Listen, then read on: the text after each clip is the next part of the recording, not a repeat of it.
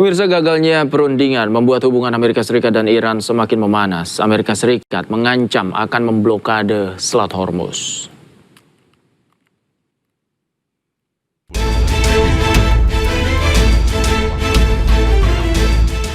Gagalnya proses perundingan Iran dan Amerika Serikat soal gencatan senjata lanjutan membuat Presiden Amerika Serikat Donald Trump mengancam akan memblokade Selat Hormuz. Trump menyebut bahwa pemerintahannya akan memblokade kapal-kapal yang membayar tarif lintas Selat Hormuz ke Iran. Tarif itu disebut Trump sebagai tol ilegal. Trump kemudian mengancam akan mencegat seluruh kapal yang membayar tarif lintas tersebut.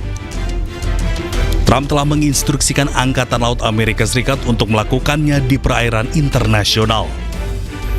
Amerika Serikat menerapkan blokade Selat Hormuz mulai Senin pagi waktu Amerika Serikat atau Senin malam waktu Indonesia. Blokade akan diterapkan kepada kapal semua negara yang memasuki atau meninggalkan pelabuhan dan wilayah pesisir Iran. 10 o'clock tomorrow, other nations are working so that Iran will not be able to sell oil, and that will be very effective. But there are many boats heading toward our country to fill up with oil and then go and take it. So they're not going to go through the Hormuz Strait, and ultimately that'll be correct. Sebelumnya, Iran dilaporkan menerapkan biaya lintas kepada kapal tanker yang melintasi Selat Hormuz. Biaya ini disebut berkisar hingga 2 juta US dollar dan dibayarkan dalam yuan.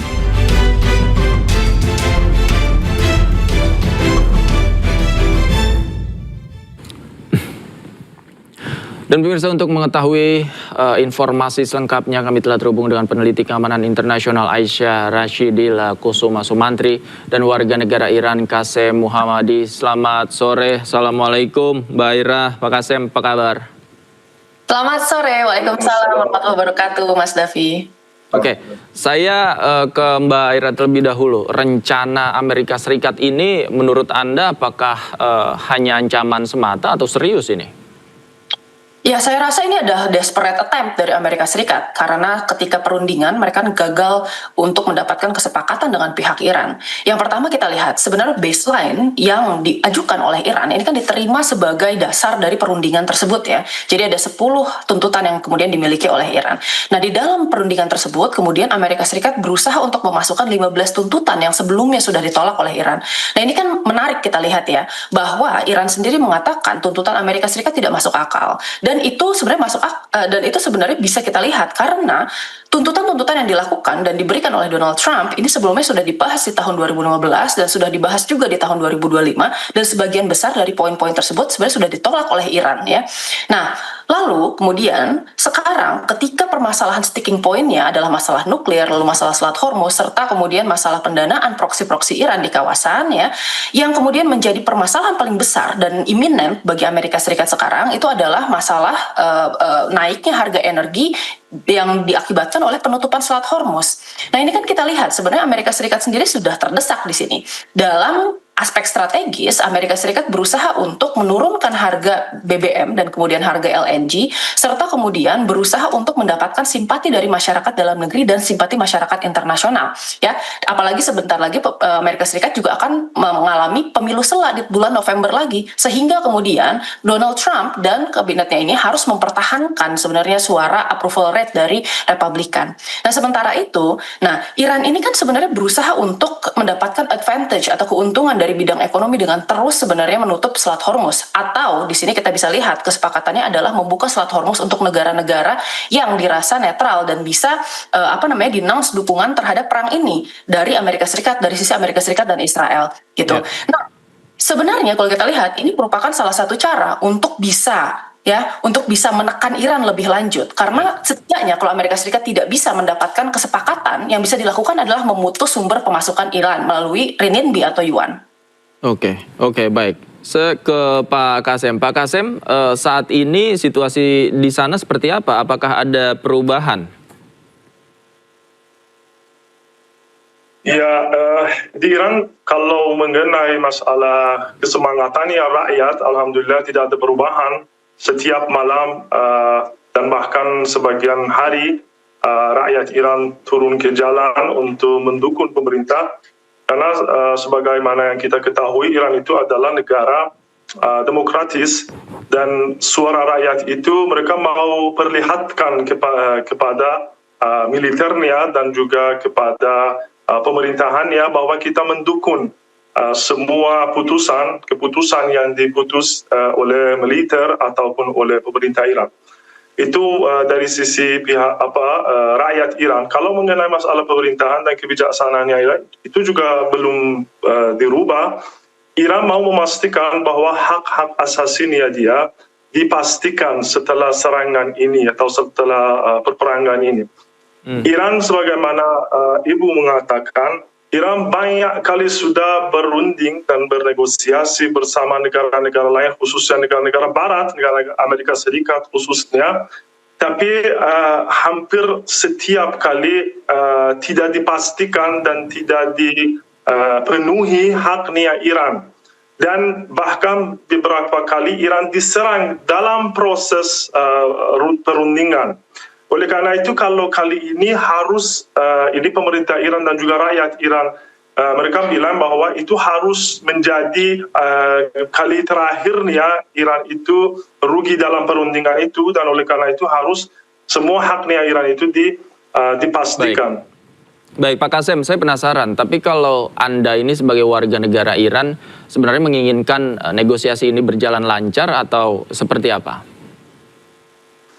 Ya, pasti prioritas kami ini adalah negosiasi sebagaimana yang Iran memperlihatkan kepada dunia bahwa pasti pilihan pertamanya kami itu adalah negosiasi, tapi negosiasi itu kita ketahui harus ada bersama orang yang bisa paham negosiasi, tidak mau mendikte. Sayangnya Amerika Serikat sampai sekarang dia mau hanya mendikte keinginannya dia kepada negara-negara lain, bukan hanya itu Iran. Kita ketahui bahwa ada banyak negara yang sudah terpengaruh dengan kesombongannya Amerika itu sekarang, masalah Venezuela, masalah Kanada, Greenland dan Kuba sekarang ini juga diakui oleh Amerika. Mereka mau mengambil minyaknya Kuba juga. Itu tidak bisa masuk akal ya, dan tidak bisa ditahan. Oleh karena itu, kalau kami ini pasti negosiasi, kalau dengan hakikatnya negosiasi, kalau itu dilaksanakan, pasti kami tidak ada keraguan mau menerima itu, tapi tidak macam negosiasi macam yang dilaksanakan Amerika Serikat itu yang mau hanya mendikte permintaannya dia. Oke, saya ke Mbak Ira. Bahkan warga negara Iran juga bisa menangkap sinyal dikte dalam tanda kutip yang dilakukan oleh Iran atas negosiasi itu. Menurut Anda, Mbak Ira, apakah memang betul? Jangan-jangan deadlock dalam negosiasi ini karena Amerika ingin menang sendiri, Mbak?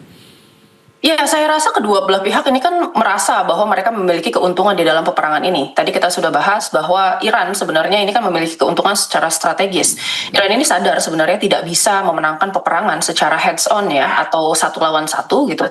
Tetapi Iran menyadari bahwa keuntungan strategisnya itu adalah di bidang ekonomi dan kemudian di bidang politik gitu, serta kemudian persepsi masyarakat di level dunia gitu ya. Dan Iran jauh lebih unggul dibandingkan dengan Amerika Serikat, karena pada dasarnya perang ini sendiri dimulai secara ilegal oleh Amerika Serikat gitu, tanpa ada cause just war yang jelas gitu. Lalu yang kedua di sini, Amerika Serikat ini kan jauh, kita harus akui bahwa memang jauh lebih besar ya dari segi angkatan laut dan angkatan udara, sehingga sebenarnya Amerika Serikat punya kemampuan untuk bisa inflicting pain lebih banyak ya. Nah, Iran doktrinnya itu dirancang di sekitar hal ini, sehingga kemudian masyarakat Iran itu didesain sehingga mereka bisa resilience dalam menghadapi serangan-serangan tersebut. Nah, saya rasa narasi-narasi yang kemudian disebarkan oleh kedua belah pihak, baik itu dari pihak Iran maupun Amerika Serikat, mereka ini memenangkan peperangan. Dan saya rasa betul, dua-duanya memang unggul, tetapi di dalam hal yang berbeda. Tetapi dalam konteks peperangan ini, kita harus pahami bahwa memenangkan peperangan itu tidak cukup hanya dengan menghancurkan, apakah itu serangan lawan, ya, kekuatan lawan, ataukah itu fasilitas-fasilitas publik lawan gitu. Tetapi yang harus dihancurkan itu adalah the will to actually continue the war. khususnya di dalam perang atrisi yang seperti didesain Iran saat ini. Nah, makanya banyak yang mengatakan, sebenarnya tidak hanya saya, bahwa Iran sekarang berada di dalam posisi yang memiliki daya tawar yang lebih tinggi dari sini, gitu ya. Saya kira di sini Amerika Serikat tidak dalam posisi untuk bisa mendemand sebenarnya hal-hal yang sudah jelas sebenarnya Iran memiliki keunggulan di dalamnya, ya. Jadi Amerika Serikat sekarang kan terburu-buru. Concern dia hanyalah kemudian mengkoreksi apa yang kemudian dilakukan Iran sebagai retaliasi dibandingkan dengan mendemand sesuatu yang sebenarnya merubah struktur secara total gitu ya. Seperti misalnya program nuklir Iran dan dukungan Iran kepada proksi-proksinya. Jadi saya rasa di sini keduanya ingin terlihat dominan ya, keduanya terlihat memenangkan perang, tetapi untuk Amerika Serikat sendiri ini sebenarnya mereka tahu bahwa mereka ada dalam posisi tidak diuntungkan. Jadi saat ini Trump ini mencari cara baik itu di dalam negeri maupun terhadap konstituennya ya dan lawan politiknya agar terlihat bahwa Trump keluar dari perang ini dengan cara yang tidak memalukan sebenarnya. Oke. Dengan cara yang tidak memalukan, saya ke Pak Kasem. Apakah masyarakat di sana sudah tahu bahwa Amerika Serikat berniat memblokade Selat Hormuz dan kemudian apa sikap sebagian besar masyarakat kalau Anda cermati di sana?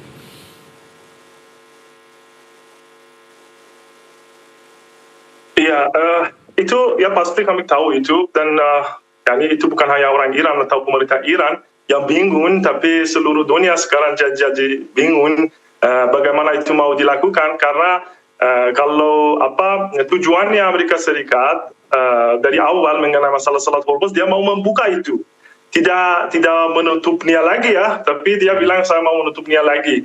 Oleh karena itu tidak hanya selesaikan problem, tapi itu mengangkat dan membanyakkan problem itu pasti. Dan mengenai Iran, apakah itu akan membawa problem untuk Iran atau tidak? Kalau mengenai masalah minyaknya Iran itu sudah diumumkan bahwa Iran sudah ada ratusan sekarang ini sudah ada ratusan tanker minyak Iran itu di lautan dunia yang belum dijual, yang masih ada banyak yang mau membeli ya. Hampir itu yang diumumkan di media. Hampir untuk 80 hari sudah Iran sudah ada minyaknya yang di laut-lautan di dunia itu. Oleh karena itu pasti minimalnya untuk 80 hari tidak ada problem untuk Iran, karena juga masalah bahan makan atau macamnya